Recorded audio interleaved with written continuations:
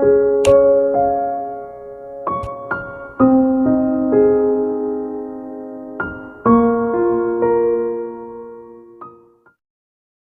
10 minum air. Tanganku semakin dekat dengan badannya.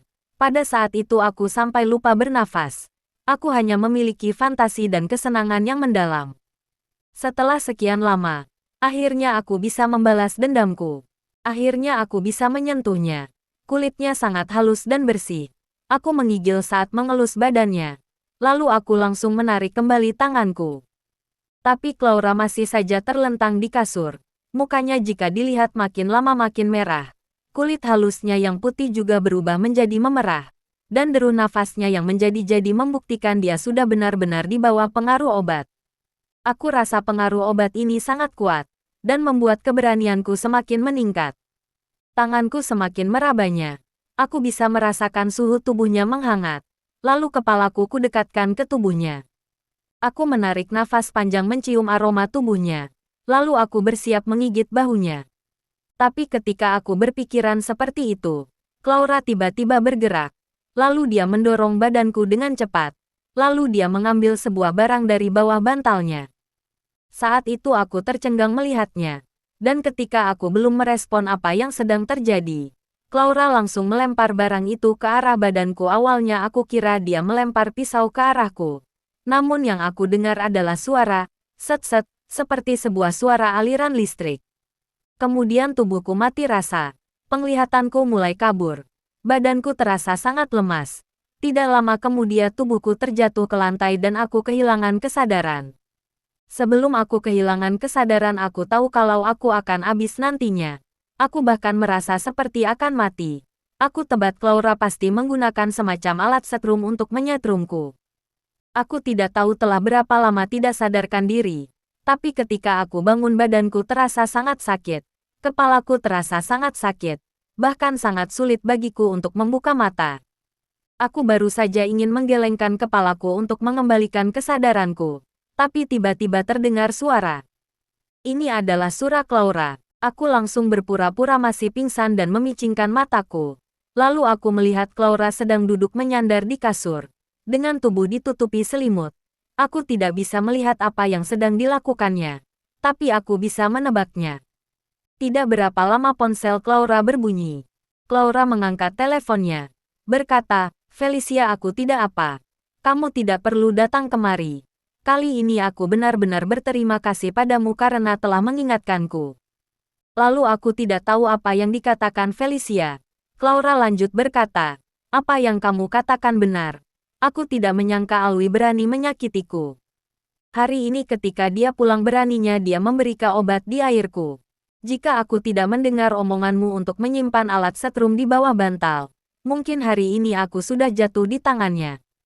Setelah mendengar ini aku baru sadar. Claura tadi benar-benar di bawah pengaruh obat. Hanya saja tekadnya kuat. Jadi akhirnya dia malah menggunakan alat setrum untuk menyetrumku. Dan suara yang aku dengar tadi dia benar-benar sedang melakukan itu. Lalu dengan cepat Claura berkata, tidak perlu aku sudah mengatasinya. Kamu istirahat saja, malam. Selesai bicara Claura menutup teleponnya. Kemudian dia mengenakan pakaiannya. Dan turun dari kasur. Yang aku lihat dia mengambil sebuah sabuk dari lemari. Lalu jalan ke arahku dengan penuh amarah. Aku mulai panik. Astaga. Sepertinya dia ingin menyiksa menggunakan sabuk itu. Aku rasa aku tidak bisa berpura-pura pingsan lagi. Lalu tubuhku bergerak sedikit, dan ingin berdiri. Tapi aku baru sadar kalau aku tidak bergerak. Aku diikat di atas kursi. Kedua tanganku diikat di belakang kursi. Dan kakiku juga diikat di bagian bawah kursi. Aku merasa ini tidak beres. Aku telah membuat Claura marah. Tidak ada yang tahu kelakuan gila apa yang akan dia lakukan. Lalu aku langsung membuka mataku. Menatap Claura. Setidaknya dia bisa memikirkanku sedikit. Dengan cepat Claura telah berada di depanku. Tanpa berkata sama sekali. Dia langsung mengibaskan sabuk itu ke badanku. Sabuk ini langsung mengibas ke arah mukaku. Aku rasa jika sabuk ini benar-benar terkibas di mukaku. Setelah ini mukaku pasti membengkak. Saking terkejutnya, aku langsung memiringkan kepalaku ke satu sisi. Aku mengelak kepalaku. Tapi kibasan sabuk itu terkena leherku. Rasanya sangat sakit. Saking sakitnya aku merasa urat nadiku ingin keluar dari leherku. Aku menatap Claura dengan rasa takut. Tapi dia dengan dingin berkata kepadaku, "Beraninya kamu menggangguku. Maka hari ini kamu akan mati." Selesai bicara dia lagi-lagi mengibas sabuknya. Kali ini dia mengibaskan sabuknya ke arah dadaku. Sakit yang sama kurasakan. Aku menggelengkan kepala menatapnya. Mengeluarkan suara memohon kepadanya tapi Claura tidak menghiraukanku. Dia lagi dan lagi mengibaskan sabuknya ke arah badanku. Seperti penyiksaan zaman dahulu. Aku merasa tubuhku basah kuyup. Keringat ini datang dari ketegangan dan rasa sakit yang bercampur dengan darah ringan yang bercampur jadi satu. Membasahi pakaianku. Dan setiap menyambutku, Claura selalu menghinaku brengsek, kotor, cabul, sampah, pecundang. Semua omongan kotor keluar dari mulutnya, membuat hatiku merasakan sakit seperti yang tubuhku rasakan. Saat itu aku sangat ingin memarahi dan meneriakinya. Aku bukanlah orang yang tuli dan bisu. Jadi aku tahu semua rahasianya dan ingin menyuruhnya untuk berhenti. Tapi ini semua aku tahan. Jika aku mulai bersuara, dia pasti akan tahu kalau aku sudah menipunya. Lalu dia tidak mungkin melepaskanku. Bahkan dia akan langsung membunuhku. Jadi aku hanya bisa menggigit bibirku untuk menahan rasa sakit ini.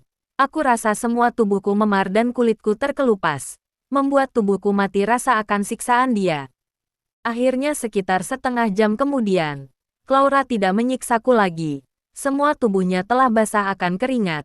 Suspender putih yang dia kenakan sudah basah kuyup. Dan dia tidak menggunakan pakaian dalam sama sekali. Membuat orang yang melihatnya bergairah. Claura melihat arah pandangan mataku. Membuatnya menendang tubuhku membuat tubuhku jatuh dari kursi yang aku duduki. Lalu dia pergi mandi. Setelah itu dia menutup mulutku menggunakan perekat. Mungkin dia takut aku berteriak. Walaupun aku bisu dan tuli tapi jika aku mengeluarkan suara pasti akan menarik perhatian tetangga. Setelah itu barulah dia tidur. Dan aku akhirnya juga ikut tertidur dengan badan yang terbaring di lantai. Dan terikat di atas kursi. Esok harinya aku bangun di siang hari. Saat aku menggerakkan tubuhku, seluruh tubuhku terasa sangat sakit. Ketika aku ingin berdiri, aku baru sadar kalau aku masih terikat di atas kursi. Lalu kursi ini terikat di kaki kasur. Aku sama sekali tidak ada kesempatan untuk berlari. Lalu aku lihat Claura telah tidak berada di rumah. Aku merasakan firasat buruk. Sebenarnya dia ingin mengikatku berapa lama. Wanita ini terlihat sangat cantik dan berkarisma. Namun mengapa sekarang sangat kejam? Iya, aku memang memberinya obat. Namun ini semua dia yang memaksaku untuk melakukan ini. Lalu mengapa dia membalas dendam dengan sangat kejam? Aku sangat marah. Tapi akhirnya aku hanya seperti bola yang kempes. Karena aku sama sekali tidak ada kesempatan untuk memberontak. Aku hanya bisa membiarkan dia mempermainkanku. Beginilah aku sekarang. Yang diikat dalam keadaan sakit, lapar dan haus. Ini merupakan penderitaan yang tidak bisa aku lupakan. Sangat sulit bagiku untuk menunggu hingga malam tiba. Aku pikir dia malam ini pasti akan melepaskanku. Jika dia masih menyiksaku pasti akan ada nyawa yang melayang. Tapi siapa sangka dia malam ini tidak pulang ke rumah. Dan ponselku yang berada di lantai dari tadi berbunyi terus. Tidak tahu siapa yang menghubungiku. Ada satu kali ponselku tidak berhentinya berbunyi. Firasat burukku mulai muncul. Karena begini malam siapa yang bisa menelponku berkali-kali.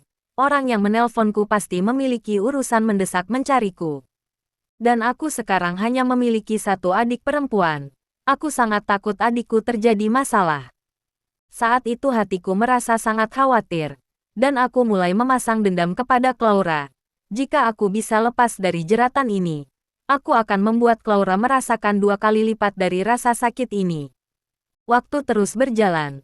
Lalu tiba-tiba aku kehilangan kesadaranku. Aku tidak tahu ini karena aku lapar atau kesakitan. Dan ketika aku bangun, aku merasa seluruh tubuhku menggigil. Aku baru sadar semua tubuhku basah.